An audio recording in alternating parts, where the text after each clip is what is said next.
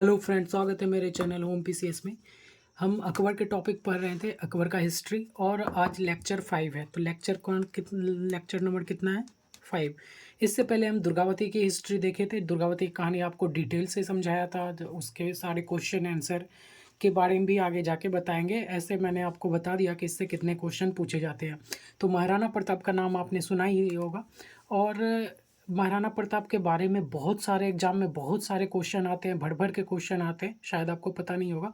तो सब कुछ देखेंगे एकदम शुरू से डिटेल से, और हल्दी घाटी का युद्ध तक लेके चलेंगे आपको। ये अकबर का संपूर्ण जीवन काल पढ़ रहे हैं, पूरा अकबर का टोटल हिस्ट्री, जितने भी युद्ध किए। तो लेक्चर 5 में हम देखेंगे महाराणा प्रताप के जीवन के बारे में और अकबर से जो युद्ध होता है उसके बारे में। तो एकदम डीपली नॉलेज लेके चलेंगे। आप बने रहे मेरे चैनल के साथ। आइए स्टार्ट करते हैं। तो महाराणा प्रताप के बारे में देखेंगे। तो महाराणा प्रताप का जो जन्म होता है वो 9 मई 1540 को होता है। कब होता है? 9 मई 1540। 1540 कुछ याद आ रहा है आपको? इस समय हुआ था कन्नौज का युद्ध, शेरशाह सूरी वर्सेस हुमायूं। कहाँ पे जन्म होता है महाराणा प्रताप का? तो राजस्थान के कुम्भलगढ़ दुर्ग में। कुम्भलगढ़ दुर्ग में, ठीक है ना। कुम्भलगढ़ दुर्ग का निर्माण महाराणा कुंभा ने करवाया था। महाराणा कुंभा ने करवाया था, ठीक है ना। महाराणा प्रताप का उदय का सॉरी, महाराणा प्रताप का पिता का क्या नाम था? तो महाराणा उदय सिंह। सब में महाराणा लगेगा, ठीक है ना। पिता का नाम महाराणा उदय सिंह, माता का नाम जीवंत कंबल या जयवंत कंबर, ऐसे कुछ नाम था, ठीक है ना। आप याद रखेंगे। आइए स्टार्ट करते हैं। महाराणा कुंभल जो था, महाराणा कुंभल, ये इसका जो टाइम पीरियड था 1433 से 1469 तक इसका टाइम पीरियड था। इसकी हत्या इसके पुत्र उदा ने कर दी। इस महाराणा कुंभा का जो हत्या है, कौन कर दिया? इसका पुत्र मतलब महाराणा प्रताप कहाँ से आया धरती पे, उसके बारे में हम डिटेल से लेकर चल रहे हैं शुरू से, ठीक है ना, एकदम डीपली नॉलेज। तो महाराणा कुंभा का जो टाइम पीरियड था 1433 से 1469 तक, इसकी हत्या इसके पुत्र उदा ने कर दी, ठीक है ना। ज्येष्ठ पुत्र होगा उदा। दूसरा पुत्र था रायमल। रायमल क्या करता है? उदा से युद्ध लड़ता है। रायमल, उदा, ये जो उदा हत्या कर देता है राणा कुंभा का, उसी से युद्ध लड़ता है और उसे हरा के 5 वर्ष तक शासन करता है। कौन? रायमल, ठीक है ना। अब देखिए, द्वितीय पुत्र रायमल और उदा युद्ध होता है, जिसमें उदा हार जाता है और रायमल जीत जाता है। तो अब शासन कौन करेगा अगले 5 वर्ष तक? देखिए, 5 वर्ष तक शासन करता है तो महाराणा रायमल। रायमल का जो टाइम पीरियड है 1473 से 1509 ईस्वी तक, ठीक है। 1473 से 1509। सॉरी, ये उदा जो है ना, अपने पिता की हत्या करके 5 वर्ष तक शासन करता है और उदा को युद्ध में हराता है रायमल, जो महाराणा कुंभा का द्वितीय पुत्र होता है, ठीक है ना। यहाँ पे आप देखेंगे। तो अब आ गया महाराणा रायमल की कहानी। 1473 से 1509 मांडू के सुल्तान गयासुद्दीन को हराया था। मांडू के जो सुल्तान रहता है गयासुद्दीन को हराया था। और वहाँ का जो किला था, फोर्ट, पानगढ़ किला, चित्तौड़गढ़ किला, कुम्भलगढ़ किला को आज़ाद करवाया था। ये सब अधीन था, किसी के कोई राजा जीत के रखा था, उसको आज़ाद करवाया और मेवाड़ की पुनः स्थापना करवाया, ठीक है ना। मेवाड़ की पुनः स्थापना करवाया। महाराणा रायमल के 3 पुत्र थे। तीनों का नाम देखते हैं। एक का नाम था संग्राम सिंह, दूसरा का नाम था पृथ्वीराज, तीसरा का नाम था जयमल। तीनों लाइन से है, ये बड़ा फिर छोटा फिर छोटा। पृथ्वीराज और जयमल मिल के संग्राम सिंह पे हमला करते हैं, लेकिन संग्राम सिंह दोनों को युद्ध में हरा देता है। गद्दी के लिए युद्ध होता है और दोनों को कौन हरा देता है? संग्राम सिंह।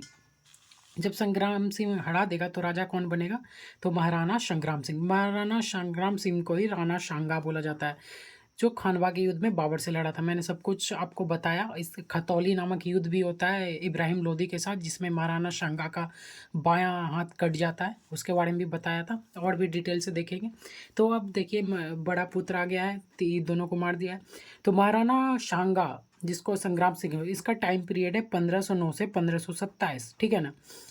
इसी ने खानवा का युद्ध 1527 में लड़ा बाबर और सांगा के बीच, जिसमें बाबर जीत जाता है और सांगा हार जाता है। बाबर इसी युद्ध में, खानवा के युद्ध में ही जिहाद का नारा घोषित करता है। सब कुछ बताया था मैंने आपको। राणा सांगा की पत्नी का नाम था रानी कर्णवती, ठीक है। इसका पत्नी का नाम क्या है? रानी कर्णवती। महाराणा सांगा का 2 पुत्र हैं। एक महाराणा विक्रमादित्य, बड़ा पुत्र, और दूसरा पुत्र है महाराणा उदय सिंह, ठीक है। महाराणा उदय सिंह का ही बेटा रहेगा महाराणा प्रताप, ठीक है। तो आगे देखते हैं, पहला पुत्र बड़ा पुत्र महाराणा विक्रमादित्य, दूसरा महाराणा उदय सिंह। तो यहाँ पे देखिए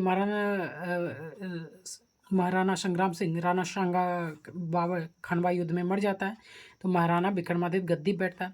महाराणा विक्रमादित्य का जो टाइम पीरियड रहेगा वो 1531 से 1534 रहेगा, मात्र कितने वर्ष हो गया, 3 वर्ष, ठीक है ना, 1531 से 1534। एकदम नाबालिग था, इसलिए उनकी देखरेख का जिम्मा बनवीर ने लिया। अब बनवीर कौन है, तो महाराणा विक्रमादित्य का पिता कौन था, महाराणा सांगा, ठीक है ना। इसके बहुत सारी पत्नियां थी, जिसमें से एक दासी से भी इसने एक पुत्र पैदा किया था। दासी एक जो नौकर चौकर रहते थे उससे भी पुत्र पैदा किया था, जिसका नाम था बनवीर। अब राजा से पैदा हुआ था तो वो भी कुछ हक रखता था, तो नाबालिग था तो पहले जन्म लिया था बनवीर, और नाबालिग था उसकी देखरेख का जिम्मा लिया बनवीर, और राजा घोषित कौन हो गया, महाराणा विक्रमादित्य, ठीक है ना। और शासन की बागडोर किसके हाथ में थी, महारानी कर्णवती के हाथ में। कर्णवती तो जिंदा है यहाँ पे, महाराणा सांगा ना मर गया है उस खानवा के युद्ध में, कर्णवती तो जिंदा है। शासन की बागडोर महारानी कर्णवती, राजा घोषित है महाराणा विक्रमादित्य, और दासी पुत्र कौन है, बनवीर, ठीक है ना, उसकी देखरेख कर रहा है। गुजरात के बहादुर शाह 1533 में हमला कर देते हैं। इसी समय ये शेरशाह सूरी का टाइम पीरियड है, बहादुर शाह के भी टाइम पीरियड है, देख रहे हैं।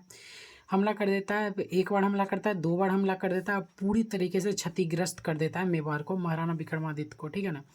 महारानी कर्णवती से क्या करता है, हुमायूं से मदद मांगता है। हुमायूं कौन है, मुगल बादशाह हुमायूं, जो अकबर का पिता है, ठीक है ना। यहाँ पे अकबर हुमायूं का शासन चल रहा है। हुमायूं से मदद मांगा और भेंट में राखी भी भिजवाया, ठीक है ना। अब हुमायूं के चैप्टर में मैंने आपको पढ़ाया है बहुत ही डिटेल से, अगर नहीं पढ़े तो हुमायूं को भी चैप्टर भी देख लीजिएगा जाके, सब वीडियो अपलोड है। हुमायूं मदद के लिए आ ही रहा था कि बहादुर शाह ने कर्णवती के राज पर हमला कर दिया। हुमायूं रास्ता में ही था और बहादुर शाह ने कर्णवती राज पे हमला कर देता है। अब कर्णवती के पास एक ही उपाय था, क्या उपाय होता है हिंदू राजा रानी के पास, वो होता है जौहर का, ठीक है ना। अब देखिए क्या होता है, रास्ते में हुमायूं मदद के लिए 13,000 रानी, खुद कर्णवती, अन्य दासी और रानी, और टोटल मिला के 13,000 रानी थी। एक किले के अंदर पूरा लकड़ी चौंकवाता है, कम से कम 40 से 50 कुंटल लकड़ी को चौंकवाता है, और सब में आग लगा के, और सब ऊपर से किले से आग में कूद जाती है, सब जोहर कर लेती है। तो रानी कर्णवती और अन्य दासी रानी जो भी है सब मर जाती है यहाँ पे। युद्ध से पहले कर्णवती अपने दोनों नाबालिग पुत्र को अपनी दाई माँ का नाम है पन्ना, ठीक है ना, ढाई माह पन्ना को सौंप को खुद जौहर कर लिया। देखिए 2 पुत्र था नाबालिग कर्णवती का, एक का विक्रमादित्य और एक का राणा उदय सिंह, ठीक है ना। यहाँ पे मैंने आपको दिखाया कि 2 पुत्र हैं महाराणा सांगा का, एक का नाम है महाराणा विक्रमादित्य, एक है महाराणा उदय सिंह, ठीक है। तो रानी कर्णवती तो जौहर कर लिया, दाई माँ पन्ना को सौंप दिया, ठीक है, दोनों पुत्र। अब स्टोरी सुनिए यहाँ पे क्या होता है। जब हुमायूं पहुंचा तो बहन कर्णवती का जौहर देख पागल हो गया, मतलब इतना आग लहक रहा था ना, सिर्फ लाशें चीख पुकार मच रही थी, चिता के अंदर से आवाज़ें आ रही थी उस समय, इतना मतलब भयानक दृश्य हुमायूं ने खुद से देखा ना कि देख के पागल हो गया, और तुरंत एक बड़ी फौज लेके बहादुर शाह पर धावा बोल दिया। तो इतना गुस्सा भर गया उसको, और तुरंत एक बड़ा फौज लिया, बहादुर शाह पे चढ़ाई कर दिया, ठीक है ना। बहादुर शाह चारों खाने चित्त, वहीं पे गिर गया, हार गया। हुमायूं वापस मेवाड़ आया और रानी कर्णवती के पुत्र विक्रमादित्य को गद्दी पे बैठाया। तो बड़ा पुत्र था विक्रमादित्य, तो उसको गद्दी पे बैठाया और चला गया। दासी पुत्र बनवीर जो देख रेख कर रहा था, ठीक है ना, उसको लगा कि क्यों ना हम दोनों नाबालिग पुत्र की हत्या कर दे और गद्दी अपने हाथ में आ जाएगी। तो कोई पहले ज़माने में ऐसा ही सोचता था कि एक दूसरे की हत्या करे और गद्दी अपना हड़प ले। बनवीर भी तो दासी पुत्र था ना, मतलब राजा से ही उत्पन्न हुआ था, भले ही उसकी जो माँ थी राजा की पत्नी नहीं थी, दासी थी, तो ऐसा था। तो सोचता दोनों पुत्र को मार के गद्दी हड़पना चाहता था। महाराणा विक्रमादित्य की मृत्यु कर देता है कौन, बनवीर मार देता है, नाबालिग रहता है, खेलने कूदने के बहाने से ले जाके कहीं पे कत्ल कर देता है, और बोलता है कैसे मर गया, ये सांप वाँप कटवा के मार दिया। और एक को मारने के बाद दूसरी ओर चल पड़ा, रान और उदय सिंह को मारने चल पड़ा। बनवीर बहुत बड़ा था, ठीक है ना, ये सब तो नाबालिग थे, और उदय सिंह को भी मारने चल, विक्रमादित्य पहला भाई को मार दिया, दूसरा भाई को मारते चल पड़ा। पन्ना धाई माँ को ये बात पता चल जाती है। जिसको कर्णवती ने अपने दोनों पुत्र को सौंपा था। एक की तो मृत्यु हो गई। अब पन्ना दाई माँ का अमर बलिदान जो आज तक कोई नहीं भुला पाया है, ठीक है ना। रानी दुर्गावती की कहानी आपको कैसा लगा कमेंट करके बताइएगा। उससे पहले रानी रूपवती का बहुत ही ज़बरदस्त एक फिल्म की तरह चलाए थे, ये भी अभी चल रहा है आपको सामने। पन्ना दाई माँ का अमर बलिदान के बारे में आपको बताते हैं। उदय सिंह को मारने के लिए बनवीर जा रहा था, लेकिन उदय सिंह के स्थान पे ही अपने पुत्र को सुला दिया, ठीक है ना। देखिए कितना बड़ा हृदय है। अपने पुत्र को सुला दिया उदय सिंह के जगह पे, और धाई माँ के आंखों के सामने उनके पुत्र की हत्या कर दी गई। बनवीर ने तलवार से कुटरी कुटरी कर दिया, काट के उसको। किसको? धाई माँ के पुत्र को, उसके आंखों के सामने। फिर भी धाई माँ चुप रही, पन्ना धाई माँ। फिर धाई माँ ने उदय सिंह को कुम्मलगढ़ दुर्ग में छुपा दिया। जानता था कि ये राजा का पुत्र है, आगे जाके राजा ही बनेगा और गद्दी संभालेगा, हमारे राज्य के लिए कुछ करेगा। तो ऐसे मतलब नागरिक हुआ करते थे उस ज़माने में। अब देखिए महाराणा उदय सिंह, अब देखिए बड़ा हो गया तो इसका मतलब पता चल गया इसको, मतलब जो साथी लोग थे वो बताए कि तुम राजा का पुत्र हो, राजा ही बनोगे, ऐसे वैसे। कुम्भलगढ़ किले में छुपा हुआ था। उधर बनवीर शासन चला रहा था, और राणा उदय सिंह जब राजा बन रहा तो राजधानी चित्तौड़गढ़ को बनाता है, जो उदयपुर में शिफ्ट है। वो उदयपुर, चित्तौड़गढ़ से उदयपुर शिफ्ट कर लेता है, सॉरी, जो राजधानी चित्तौड़गढ़ है उसे हटा के उदयपुर कर लेता है, ठीक है ना। और जब गद्दी बैठा तो बालिक बन चुका था और गद्दी संभाला। देखिए अब क्या होता है, बनवीर फिर आएगा। जब ये पता चला बनवीर को कि उसने चित्तौड़गढ़ को हटा के खुद को राजा घोषित किया और उदयपुर को राजधानी शिफ्ट किया, तो बनवीर जहाँ पे था वहीं पे था आसपास में, तुरंत चल पड़ा कि मेरे रहते हुए दूसरा राजा कौन आ गया। तो ठीक है ना, बनवीर अपनी चल पड़ा सेना लेके युद्ध के लिए। उसी समय महाराणा उदय सिंह का विवाह, देखिए जब रानी थी, किला जब उदयपुर करता है तो उसे उदय सिंह का विवाह हो जाता है जयवंता बाई से। जयवंता बाई से, जयवंता बाई से होता है। उसी समय महाराणा प्रताप का जन्म होता है 9 मई 1540 को। जन्म होता है किसका? महाराणा प्रताप का। देखिए अकबर का जन्म कब हुआ बताएंगे? तो अकबर का जन्म 1542 में हुआ था, और महाराणा प्रताप का जन्म हुआ है 1540 में, ठीक है। जन्म हुआ। बचपन का नाम कीका था। महाराणा प्रताप का बचपन का नाम क्या था? कीका। बहुत बार एग्जाम में पूछा जाता है। माता का नाम जयवंता बाई हो गया, और पिता का नाम क्या हो गया? उदय सिंह, ठीक है। बनवीर आता है युद्ध करने के लिए। इस युद्ध में उदय सिंह जो होता है, उदय सिंह से आता है युद्ध करने के लिए बनवीर। बनवीर को मारता है, काटता है, पूरा भगाता है युद्ध से, और उदय सिंह जीत जाता है और बनवीर हार जाता है, इस युद्ध में मारा जाता है।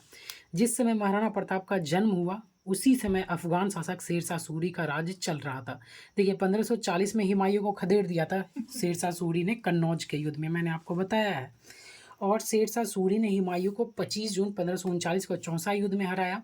17 मई 1540 को वो बिलग्राम कन्नौज के युद्ध में हरा के सत्ता हड़प लिया, और आगरा और दिल्ली पे कब्जा कर लिया। जो दिल्ली पे कब्जा कर लिया वो राजा घोषित हो गया आगरा दिल्ली पे।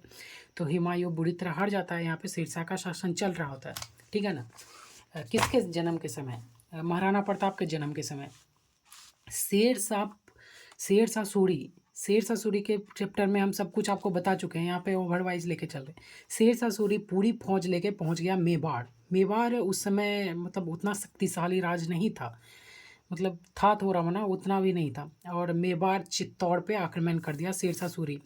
महाराणा उदय सिंह यहाँ पे था। महाराणा उदय सिंह के पास ज़्यादा सेना भी नहीं था, और सोचा युद्ध करेंगे तो हारा ही जाएंगे, हर जगह ताकत नहीं दिखाना है, बुद्धि से भी काम लेना है। तो महाराणा उदय सिंह ने डायरेक्ट संधि का प्रस्ताव रखा। संधि का प्रस्ताव शेरशाह सूरी ने स्वीकार किया, और वो शेरशाह सूरी ने एक प्रस्ताव रखा कि हमको आधा मेवाड़ चाहिए, ठीक है ना। ऐसा नहीं बोला कि हमको पूरा मेवाड़ चाहिए, तुम कठपुतली राजा बना रहो। शेरशाह सूरी खुद अपने मुंह से बोलता है कि मुझे आधा मेवाड़ चाहिए। महाराणा उदय सिंह तुरंत तैयार हो जाता है और आधा मेवाड़ शेरशाह सूरी को दे देता है, ठीक है ना। अब देखिए कुछ समय बाद क्या होता है। कलिंजर अभियान के दौरान 22 मई 1545 को किसकी मृत्यु हो जाती है? शेरशाह सूरी को। हम शेरशाह सूरी के चैप्टर में बताया कि खुद बम फेंका, ऊका नामक अग्नि अस्त्र फेंका और दीवार से टकरा के शेरशाह सूरी को ऊपर ही फट जाता है और मर जाता है, ठीक है ना। कलिंजर का किला अवैध किला था जिसको अकबर ने जीता था, मैंने अकबर के चैप्टर में पढ़ाया है। अब देखिए शेरशाह सूरी की मृत्यु हो जाती है तो मेवाड़ पुनः महाराणा प्रताप के अधीन हो गया ऑटोमेटिक। जब शेरशाह के आधा मेवाड़ सिरसा का अंडर था। अब सिरसा मर गया तो खुद महाराणा उदय सिंह ने स्वतंत्र कर दिया आधा मेवाड़ को, बोला पूरा मेवाड़ का राजा हम ही। घोषणा करना पड़ता था उस समय, क्या होता था सिर्फ घोषणा से हो जाता था। और तुरंत सिरसा मृत्यु के बाद उसका जो अगला वंशज था तुरंत तो आक्रमण करने नहीं आएगा कि तुमने अपने आप को स्वतंत्र क्यों किया, तो ऐसा नहीं होता था। तो महाराणा उदय सिंह ने अपने आप को स्वतंत्र कर दिया, ठीक है ना, अपने राज्य को। अब देखिए महाराणा उदय सिंह के बारे में थोड़ा डिटेल से देखते हैं। इसकी 3 पत्नियां थी। एक पहला पत्नी का नाम था जयवंता बाई, ठीक है ना, जयवंता बाई, जिससे अभी मैंने बताया, जिससे पुत्र पैदा होता है महाराणा प्रताप। सबसे पहला पुत्र का जन्म होता है महाराणा प्रताप का ही, जो ज्येष्ठ पुत्र था। तीनों पत्नियों में से सबसे बड़ा पुत्र कौन है? महाराणा प्रताप, जिसका बचपन का नाम है कीका। दूसरा पत्नी का नाम है सज्जाबाई। सज्जाबाई से पैदा होता है शक्ति सिंह, सागर सिंह। शक्ति सिंह जाके देखिएगा हल्दीघाटी युद्ध में अकबर से मिल जाता है, ऐसे करके कुछ कहानी आपने देखा होगा महाराणा प्रताप सीरियल वगैरह में, मूवी वगैरह में। तीसरा पत्नी का नाम था भटियानी धीरबाई। भटियानी धीरबाई, भटियानी धीरबाई से बहुत ही लगाव था इसका। राणा उदय सिंह का बहुत ही प्रिय था, बहुत ही ज़्यादा प्रेम करती थी। और भटियानी धीराबाई ने दिमाग भटका दिया था किसका? महाराणा उदय सिंह का। मतलब जो इसके मुंह में इतना पागल था उदय सिंह, जो बोलती थी वो करता था उदय सिंह। अब देखिए इसका भी एक पुत्र हुआ जिसका नाम था जयमाल। जयमाल को कहीं कहीं आप जगमल भी देखे होंगे, तो जयमल या जगमाल, ठीक है ना। और भटियानी धीराबाई के कहने पर, ज्येष्ठ पुत्र है यहाँ पे महाराणा प्रताप, ठीक है ना, लेकिन भटियानी धीराबाई के कहने पे ये राणा उदय सिंह अपने ये जगमाल को राजा घोषित कर देता है। इसके पुत्र है भटियानी धीरबाई का पुत्र कौन है? जयमाल या जगमाल, उसको राजा घोषित कर दिया। कौन? राणा उदय सिंह। जबकि राजा किसको घोषित करना चाहिए था? महाराणा प्रताप को। लेकिन जनता में आक्रोश हो जाता है, विद्रोह कर देता है कि ज्येष्ठ पुत्र की जगह आपने उसको क्यों घोषित किया। अब उदय सिंह का पत्नी प्यारा है ना, इस भटियानी धीराबाई, तो इसको प्यारा है, जनता को तो प्यारा नहीं है, इसलिए अथी तो होगा ही, विद्रोह होगा। स्टोरी सुनिए। महाराणा उदय सिंह ने अपनी भटियानी धीरबाई से अधिक प्रेम के चलते जयमाल को राजा घोषित किया। इस पर जनता ने खुलकर विद्रोह किया, किंतु महाराणा प्रताप ने एक शब्द भी नहीं बोला। महाराणा प्रताप ने थोड़ा सा भी विद्रोह नहीं किया, क्योंकि मतलब अपने आप के लिए क्यों विद्रोह करना, हमको राजा घोषित नहीं किया, ऐसे ही अपने परिवार में, ऐसा उसने नहीं किया, जनता विद्रोह कर रही थी, ठीक है ना। अब देखिए मेवाड़ का जो था चित्तौड़ का कुल देवता एकलिंग महादेव था। एकलिंग महादेव मंदिर का जो निर्माण था वो बप्पा रावल ने करवाया था। बप्पा रावल ने 8वीं शताब्दी में एकलिंग महादेव मंदिर का निर्माण करवाया था। कहाँ पे? मेवाड़ में। मेवाड़ का संस्थापक भी किसको बोला जाता है? तो बप्पा रावल को ही बोला जाता है। तो याद रखिएगा, बहुत बार एग्जाम में पूछा जाता है। और हाल फिलहाल ही पीसीएस, कौन सा पीसीएस में तो पूछा गया था, एमपी पीसीएस में, कि मेवाड़ के संस्थापक कौन है? तो बप्पा रावल। 8वीं शताब्दी में करवाया था। और एकलिंग महादेव मंदिर का भी निर्माण कौन करवाया? तो बप्पा रावल। एकलिंग महादेव का अवतार माना जाता था किसको? तो महाराणा प्रताप को उस जमाने में। और एकलिंग महादेव मंदिर कहाँ पे है? तो उदयपुर में है, राजस्थान के उदयपुर में, ठीक है।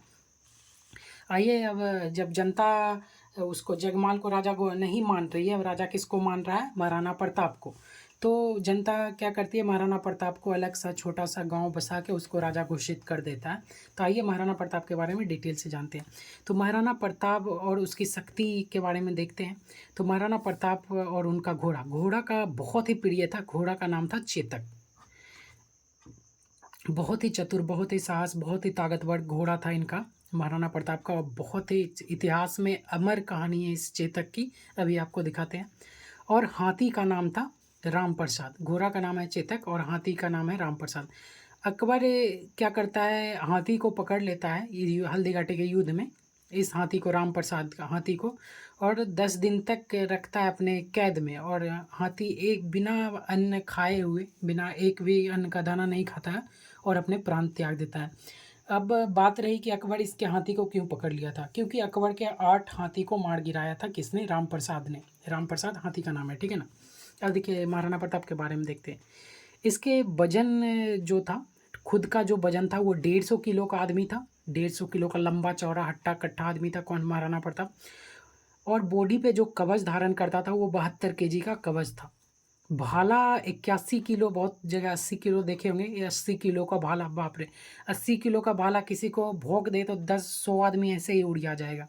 चीर डालता था, एक एकदम खौफ खाते थे दुश्मन। ढाल तरवाल 55 केजी का, टोटल 208 किलो होता है।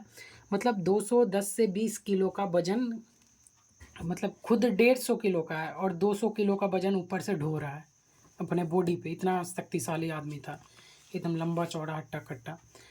अब देखिए थोड़ा और स्टोरी देखते हैं। राणा उदय सिंह जो है महाराणा प्रताप का जो पिताश्री है, भटियानी रानी से मोह के चलते जगमल को राजा बना देता है। यहाँ पे मैंने आपको दिखाया कि जगमल को राजा बना देता है कौन, भटियानी धीराबाई राणा उदय सिंह के द्वारा, ठीक है ना।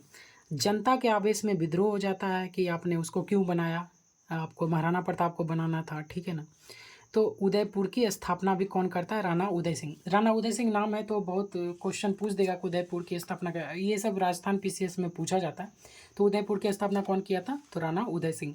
लेकिन राजपूत सरदारों ने महाराणा प्रताप को राजा बनाया। देखिए राजपूत सरदार मान ही नहीं रहे थे कि जगमल राजा है। राजपूत सरदार ने डायरेक्ट क्या किया, महाराणा प्रताप को राजा घोषित कर दिया। सामंतों के सलाह पे उदयपुर छोड़कर, उदयपुर में तो किसका शासन चल रहा है, जगमल का, उदयपुर छोड़ दिया। कुंभलगढ़ जहाँ पे पला बड़ा था, और गोंगुंदा के पहाड़ी को अपना केंद्र बनाया। गोंगुंदा की पहाड़ी बहुत ही फेमस है राजस्थान में। गोंगुंदा और कुंभलगढ़ के अपना केंद्र बना के वहाँ पे राजा घोषित कर दिया गया। किसको किसको घोषित कर दिया गया, महाराणा प्रताप को। और वहीं महाराणा प्रताप अपना राजपाट चलाने लगे, ठीक है ना। वहीं पे महाराणा प्रताप अपना राजपाट चलाने लगे। अब बाहुबली मूवी देखे होंगे आप, कि बाहुबली को जब एक राजा भल्लाल देव को जब राजा बनाया जाता है और बाहुबली को एक गांव में शिफ्ट कर दिया जाता था, तो जितने भी बाहुबली के चाहने वाले जनता वगैरह थे, सब बाहुबली से ही मदद मांगने जाते थे। तो उसी तरीके से हुआ, महाराणा प्रताप अपना राजपाट उदयपुर को छोड़ के पहाड़ी में जो बनाया था, वहीं पे सारी जनता उससे मदद मांगने के लिए, मतलब सारा जनता उसी के अंडर आ गए थे, जाते थे। जिससे चिढ़ बढ़ रहा था किसको, जगमल को। अब जगमल को चिढ़ बढ़ रहा था तो क्या करेगा जगमल, कुछ तो खुरापाती दिमाग करेगा ही। तो जगमल जा मिला, देखा कि सबसे शक्तिशाली राजा भारत में कौन है, तो जगमल जा मिला अकबर से, मोहम्मद जलालुद्दीन अकबर, ये क्रूर शासक अकबर से। और जैसे ही अकबर के अंडर गया मिलने के लिए जगमल, जगमल बोला हम आपकी अधीनता स्वीकार करते हैं, आप उदयपुर पर राज कीजिए। गोर हाथ पड़ने लगा अकबर का। तो अकबर के सामने जब भी कोई राजा जाता था तो अकबर बहुत ही खुश होता था कि अपने मन से मतलब शरणागति स्वीकार कर लिया है, हम बहुत शक्तिशाली। अकबर को बहुत महसूस होता था कि हम बहुत ताकतवर हैं। तो उसी तरीके से महसूस हुआ। और जगमल जामिल अकबर से पहले तो अकबर ने खुश होकर जहाजपुर की जागीर दे दिया। जहाजपुर एक गांव था, वहाँ वहाँ पे जगह, उसका जागीर किसको दे दिया, जगमल को। तथा कुछ समय पश्चात सिरोही राज का आधा हिस्सा भी दे दिया गिफ्ट में, सिरोही राज का। इस अकबर ये इसलिए करता था कि और भी राजा हमारे अंडर अगर आते हैं तो हम भी उनको भी उपहार दें और खुश होके, ठीक है ना। अगर नहीं आते तो हम उसको युद्ध में हराएंगे, ऐसा अकबर का सोचना था। अब सिरोही राज का आधा हिस्सा दे दिया, तो सिरोही राज किसके अंडर था, सिरोही राज का राजा था सुल्तान देवड़ा। सुल्तान देवड़ा का नाम सुना होगा आपने, नहीं सुना है तो सुन लीजिए। अब सुल्तान देवड़ा का आधा राज दे दिया, तो सुल्तान देवड़ा बिना पूछे, सुल्तान देवड़ा का मूड हो गया खराब। ये भी अकबर के अंडर ही काम करता था, लेकिन बिना पूछे सुल्तान देवड़ा से उसका आधा राजपाट दे देना किसी और को, तो सुल्तान देवड़ा को ये खला नहीं और जगमल से युद्ध करने पर चला गया। जगमल 1583 में हो जाती है जगमल की मृत्यु। जगमल का कहानी हो गया द एंड, ठीक है। जिस समय महाराणा प्रताप ने मेवाड़ की गद्दी संभाली, अब जगमल की मृत्यु हो गई है तो मेवाड़ तो खाली हो गया, उदयपुर क्या हो गया, खाली। तो वहाँ पे राज कौन करेगा, महाराणा प्रताप। महाराणा प्रताप ने मेवाड़ की गद्दी संभाली। उस समय राजपूताना बेहद नाजुक दौर से गुजर रहा था, ठीक है ना। बादशाह अकबर के क्रूरता के आगे राजपूतों के कई राजाओं ने अपने सिर झुका दिए थे। बहुत सारे राजाओं ने अकबर की क्रूरता के सामने सिर झुका दिए। उस अकबर तो मतलब उसका सेनापति ऐसा क्रूर रहा करता था ना, सिर्फ सिर में भाला में मुंडी काट के खोस के चलता था युद्ध में, तो कोई भी खौफ खाता था। कई वीर प्रतापी राजवंशियों के उत्तराधिकारियों ने अपनी कुल मर्यादा का सम्मान भुलाकर मुगलिया वंश से वैवाहिक संबंध भी स्थापित कर चुके थे।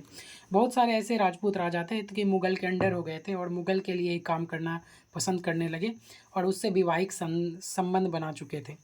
तो जिससे संबंध बन चुका था और उसके लिए तो अकबर कुछ नहीं बोलता था, और जो उसका अधीनता स्वीकार नहीं करता था अकबर को, वो अकबर बहुत गुस्सा होता था उसके खिलाफ और युद्ध लड़ने के लिए तैयार रहता था। तो महाराणा प्रताप ऐसा नहीं करता है, उसके स्वीकार नहीं करता है। अब देखिए, थोड़ा देखते हैं हल्दी घाटी के युद्ध के बारे में, ठीक है ना। 25 मिनट हो चुका है, तो 40-45 मिनट में सब खत्म हो जाएगा, थोड़ा बने रहिए। मेवाड़ प्रदेश का नाम है, कौन क्या चीज़, मेवाड़ प्रदेश का नाम है मेवाड़। शासक यहाँ का है राणा प्रताप या महाराणा प्रताप। वर्ष है, कौन सा ईयर चल रहा है, 1576 ईस्वी, ठीक है ना। मुगल सेनापति का नाम है मान सिंह और अशफ खान। मान सिंह कौन है, मान सिंह जोधाबाई का नाम सुना है आपने, उसी के भतीजे रहते हैं, मतलब भारमल के पोते का नाम है, मतलब जोधाबाई का पिता का पोते का नाम है मान सिंह।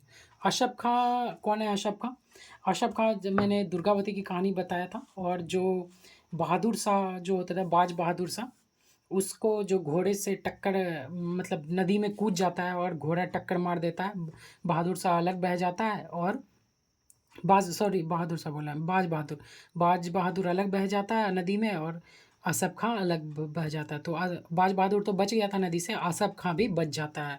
तो वही असफ खां है, मान सिंह और असफ खां इस युद्ध में। और युद्ध का नाम है हल्दी घाटी का युद्ध है। सैकड़ों करोड़ों एग्जाम हुए होंगे, उसमें से ये क्वेश्चन तो ऐसा कोई भी एग्जाम नहीं होगा जिसमें से नहीं पूछा गया है हल्दी घाटी युद्ध के बारे में। हल्दी घाटी का युद्ध इसलिए नाम पड़ा है इसका, क्योंकि हल्दी घाटी नामक जगह पे हुआ है। अगर अभी भी वहाँ का मिट्टी जाके देखते हैं तो हल्दी के समान पीली दिखाई पड़ती है। रक्त सूख जाने के कारण ऐसा हुआ है, इतने सिर मुंडी कटे हैं उस युद्ध में। तो आइए स्टार्ट करते हैं हल्दी घाटी का युद्ध के बारे में। तो मेवाड़ पे अकबर का आक्रमण होता है। मेवाड़ पे अकबर जब क्या किस लिए मेवाड़ पे आक्रमण करते हैं, क्योंकि मेवाड़ उसकी अधीनता स्वीकार नहीं करते थे। मेवाड़ पे आक्रमण करने के लिए अजमेर में अपना केंद्र बनाया कौन, अकबर। खुद युद्ध में नहीं जाता था, पहला बार नहीं जाता था, ठीक है ना, पहला दूसरा बार। और कूटनीति क्या किया, कूटनीतिक क्या किया, आमेर के राजा भगवान दास, ठीक है ना, आमेर का राजा था भगवान दास, भतीजे मान सिंह को विशाल सेना के साथ भेज दिया। वही मान सिंह जो जोधाबाई का भतीजा है, भगवान दास कौन है, जोधाबाई का भाई है, ठीक है ना। तो दोनों को विशाल सेना के साथ भेज दिया। अब इसलिए भेजा क्योंकि ये दोनों हैं राजपूत। अब राजपूत के आगे राजपूत को खड़ा कर दिया युद्ध में, एक ही जाति के लोग को, इसलिए कि और मतलब गुस्सा भरे महाराणा प्रताप को कि तुम्हारे लोगों को तुम्हारे ही खिलाफ इस्तेमाल कर रहे हैं। और ये सैनिक अभियान जो रहता है अकबर का, वो होता है असफल हो जाता है। क्यों हो जाता है, क्योंकि डुंगरूपुर जो है, डुंगरूपुर राजस्थान में, वो आत्मसमर्पण कर देता है इतनी विशाल सेना देख के। और उदयपुर में किसका शासन, राणा प्रताप का, वो सीधा युद्ध का बिगुल बजा देता है कि हम युद्ध लड़ेंगे, हम आत्मसमर्पण नहीं करेंगे, ठीक है। बहुत बार क्वेश्चन पूछा जाता है कि राणा प्रताप कौन से वंश से थे, तो सिसोदिया वंश से संबंधित थे, सिसोदिया वंश से ताल्लुक रखते थे। अब देखिए, अब उदयपुर पे हमला कर देता है कौन कौन, मुगल सेना हमला करेगा कहाँ पे, उदयपुर पे। तो मुगल सेना के नेतृत्व कौन कर रहा था, महावत खां, मान सिंह, अशफ खां और जहांगीर। जहांगीर कौन है, खुद अकबर का बेटा है, सलीम बचपन का नाम रहता है, अभी जहांगीर के बारे में बताएंगे तब।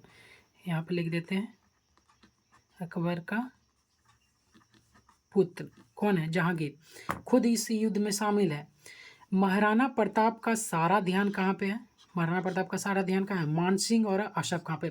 मान सिंह एक हाथी के ऊपर बैठा हुआ रहता है, ठीक है, और मान सिंह और अशफ खां, और वहीं से भाला ऐसे भोंक भोंक के सबको मारता है, मतलब बहुत सारे सेनापति को मार चुका था महाराणा प्रताप के, ठीक है ना, महावत का। और विषम स्थिति यहाँ पे क्या हो जाती है, इस युद्ध का नाम है, उदयपुर में जो हमला होता है, इस युद्ध का नाम है हल्दी घाटी का युद्ध। 18 जून 1576 को हुआ था। कुछ ये पेन का दिक्कत है, जो उस पार से इस पार दिखाई दे रहा है, ये पेन इस पार आ गया है, थोड़ा पेन का प्रॉब्लम था, तो थोड़ा पुराना हो चुका है हमारा नोट्स, इसलिए। अब देखिए, महाराणा प्रताप का सारा ध्यान था मान सिंह और सब खां का, मान सिंह को हम जरूर मारेंगे क्योंकि राजपूत होकर मेरे खिलाफ आया लड़ने के लिए, ठीक है ना। विषम स्थिति यहाँ पे क्या हो जाता है, विषम स्थिति ये हो जाता है कि महाराणा प्रताप को इस सारा ध्यान तो इसी के ऊपर था, ठीक है ना। और महाराणा प्रताप को घेर लेता है से पूरा मुगल सेना चारों तरफ से, मतलब इसकी ओर खींचा चला जाता है मारने के लिए। इसको हाथी पे चढ़ के मारने वाला ही था कि सारा मुगल सेना के मतलब घेर लेता है। यहाँ पे जान मतलब फंसता चला जा रहा था सेना के बीच में, जैसे यहाँ पे महाराणा प्रताप है, यहाँ पे महाराणा प्रताप है घोड़े पे सवार, तो चारों तरफ फंसता चला जा रहा था। और यहाँ पे जान बचाता है कौन, झाला सरदार मानसिंह, इसकी जान बचाता है। एक तरह से अमर अमर बलिदान दिया इसने, किसके खिलाफ, महाराणा प्रताप के। झाला सरदार सिंह बहुत बार एग्जाम में पूछा जाता है झाला सरदार सिंह के बारे में। झाला सरदार मानसिंह था। ये क्या करता है, महाराणा प्रताप का ही वेशभूषा था, मतलब डुप्लीकेट लगता था महाराणा प्रताप का। और कि आजकल के लोगों में नहीं है कि मेरे को उसका फ़ैन है, हम उसका फ़ैन है, हम उसका फ़ैन, तो झाला सरदार मानसिंह महाराणा प्रताप का फ़ैन होता है, ठीक है। और उस समय मतलब उसी के डुप्लीकेट मतलब सब कुछ बना के चलता है, कवच उवच तलवार वगैरह सब कुछ उसी के वेशभूषा बन के रहता है। और जैसे ही देखता है कि महाराणा प्रताप फँसने वाले हैं, युद्ध में फँस रहे हैं थोड़ा, तो खुद उसके ड्रेस बन के सारे मुगल सेना का ध्यान अपनी ओर आकर्षित कर देता है और मुगल सेना को बहुत दूर ले जाता है। और महाराणा प्रताप की तो उधर जान, सारा मुगल सेना अब इसके पीछे पड़ जाता है, ये महाराणा प्रताप समझ के, और इसको आगे जाके मार देता है। और इस तरीके से महाराणा प्रताप का ध्यान बच जाता है, सॉरी जान बच जाता है, ठीक है। इस असफलता के कारण अकबर को बहुत गुस्सा आया कि ये महाराणा प्रताप को पकड़ नहीं पाए तुम सब, और क्या युद्ध लड़ोगे, और हमारी सेना का इतना बड़ा नाश भी हो गया, ये वो, ठीक है ना। अब अकबर स्वयं ही सैन्य बल सहित पहुंच गया, ठीक है ना। अकबर इस समय मुगल सेना झाला सरदार के पीछे पड़ता है, झाला सरदार भले ही मर जाता है लेकिन खदेड़ देता है महाराणा प्रताप, खदेड़ देता है पूरा। मानसिंह आशफ का महाराज जहांगीर सबको भगा देता है, ठीक है ना, सबको हाथ गोर काट के भेजा देता है, मतलब स्क्रेच जो भी है खून तून बहा के, ठीक है ना। अब असफलता कारण अकबर तिलमिला उठता है गुस्सा से, हार कैसे गए हम, ठीक है ना। अब बार बार अकबर को ही खौफ था कि हम हार कैसे जाते। अकबर स्वयं ही सैन्य बल सहित पहुंच गया, कहाँ पहुंच गया, अब बहुत बड़ा सेना लेके पहुंचा। तो महाराणा प्रताप अपना सूझबूझ दिखाया और सूझबूझ के साथ पहाड़ियों में छिपकर, पूरा जीवन तो पहाड़ी में ही बिताया था, बचपन से ही कुम्भलगढ़ पहाड़ी में, और अरावली के पहाड़ी में छिपकर छापामार युद्ध प्रणाली करने लगा। ज्योग्राफी जब हम आपको पढ़ाएंगे तो अरावली पहाड़ी के बारे में बताएंगे कि कितना पुराना, सबसे पुराना पहाड़ी माना जाता है इसको, कौन से युग में जाके निर्माण हुआ इसका सब कुछ, अगर आप कमेंट करके बताएंगे। ज्योग्राफी हम भी स्टार्ट करने वाले हैं, ठीक है ना। तो छापामार युद्ध प्रणाली करने लगा, इसको गुरिल्ला युद्ध प्रणाली भी बोला जाता है। इसका निर्माण मोहम्मद मलिक अंबर ने स्टार्ट किया था। इसका योगदान मतलब बोलता है कौन स्टार्ट किया था, मलिक मोहम्मद अंबर, तो उसके बारे में बताएंगे। छापामार युद्ध प्रणाली में क्या होता है कि पहाड़ी में छिपा हुआ रहता है, और जैसे ही उस पहाड़ी से सेना गुजरती है रोड से, तो छिप के सारे सेना को मार दिया जाता था, ठीक है ना। सारे सेना को छिप के, जितने भी लोग रहते थे महाराणा प्रताप के साथ, छिप छिप के मारते थे, पता ही नहीं चल रहा था कहाँ से मारता था। अकबर को एक समय ऐसा लगने लगा कि इस पहाड़ी पे भूत प्रेत बसे हैं, सारे मेरे सेना को उठा के ले जा रहे हैं, मार रहे हैं। तो अकबर एकदम भयभीत हो गया कि इससे क्या हो रहा है, इस पर डे मेरा सेना उस पार जा ही नहीं रहा, आधे रास्ते में गायब हो रहा है, क्या हो रहा है समझ ही नहीं आ रहा। तो अकबर बहुत भयभीत हो गया और भयभीत होकर वहाँ से भाग खड़ा हुआ, फिर से अपने देश आ गया, अपने राज्य में, और बहुत सोच विचार किया। इस बार सोच विचार करने के बाद क्या करता है, जो भी मतलब अकबर सोच लेता है कि इसको जीतना है तो जीतता ही जीतता है।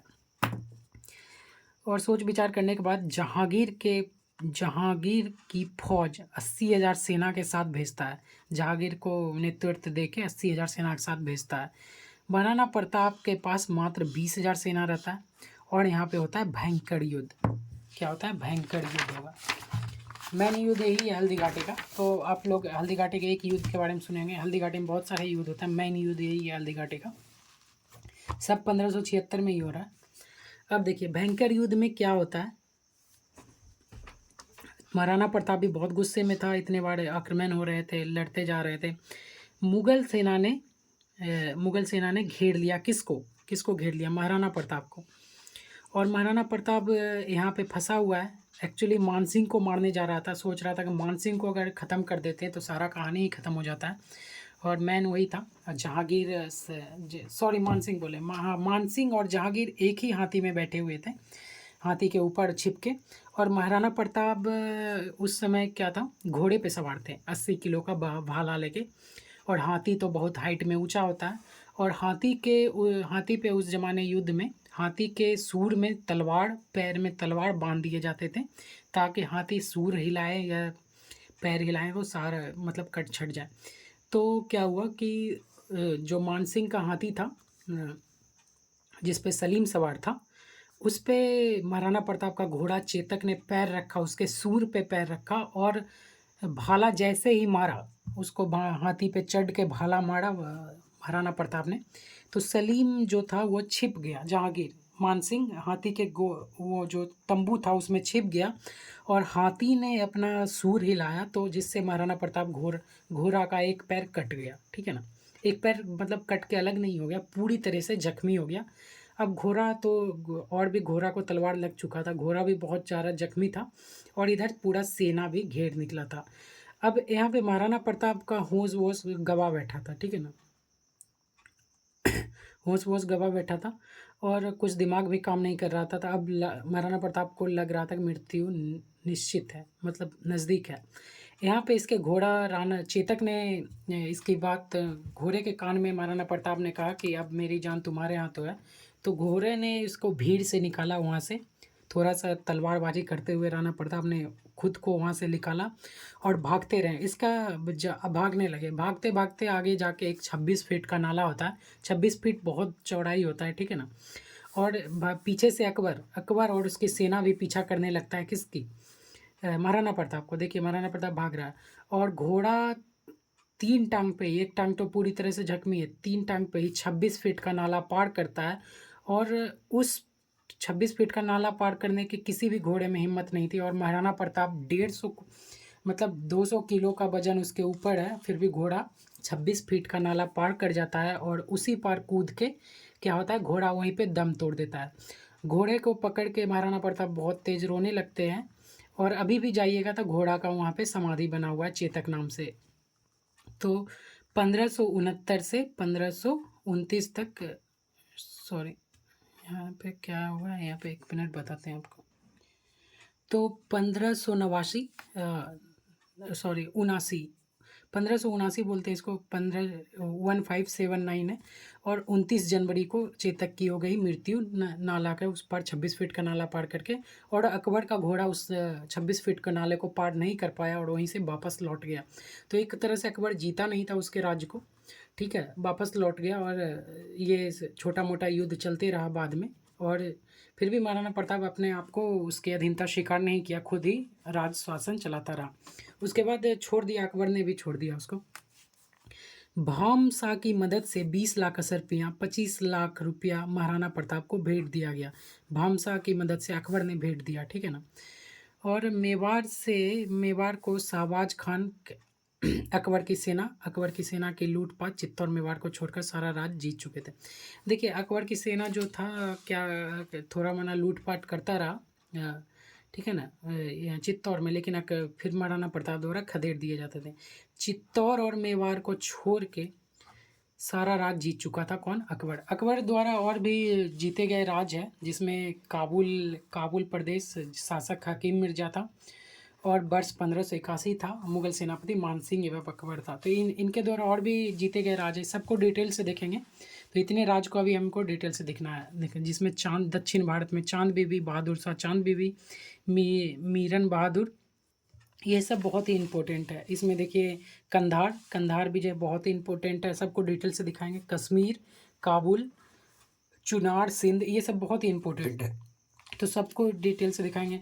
इस युद्ध में महाराणा प्रताप की जान कौन बचाता है, तो एक तो झाला सरदार ने जान बचाया, दूसरा जान बचाया इसकी चेतक ने। घोड़े का नाम था चेतक, और बहुत ही चतुर बुद्धि का था। घोड़े के ऊपर एक श्याम नारायण पांडे ने कविता लिखा है, उस कविता को मैं सुनाता हूँ। रणबीच चकोरी भर कर चेतक बन गया निराला था, राणा प्रताप के घोड़े से पर गया हवा का पाला था, जो तनिक हवा से बाग हिली लेकर सवार उड़ जाता था, राणा की पुतली फिरी नहीं, तब तक चेतक मुरझाता था। गिरता ना कभी चेतक तन पर, राणा प्रताप का कोरा था। वह दौड़ रहा अरी मस्तिष्क पर, वह आसमान का घोड़ा था यही रहा अब यहाँ नहीं, वह यहीं रहा था। यहाँ नहीं थी जगह ना कोई, जहाँ नहीं किस अरी मस्तक पर कहाँ नहीं। निर्भीक गया वह ढालों में, सरपट दौड़ा करबालों में, फंस गया शत्रु की चालों में। बढ़ते नद सा वह लहर गया, फिर गया ठहर गया। विकराल विज्रमय बादल सा अड़ी की सेना पर गहर गया। भाला गिर गया, गिरा निसंग है, टापों से खन गया अंग।